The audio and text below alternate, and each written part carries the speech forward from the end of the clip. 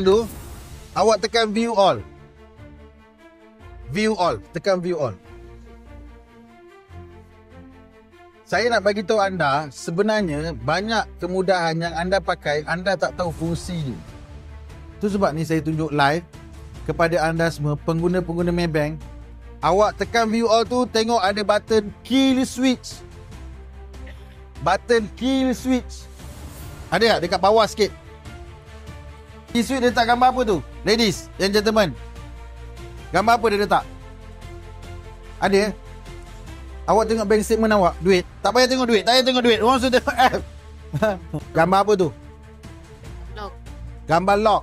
Tuan-tuan dan puan-puan, kamu tak payah call back, kamu tekan je button tu, transaksi kamu akan diberhentikan automatic on the spot. Jangan tekan sekarang, jangan tekan, nanti jadi betul. Jangan tekan. Saya tunjuk contoh je. Sebab kalau awak tekan sekarang, awak nak onkan dia balik, awak kena pergi ke bank.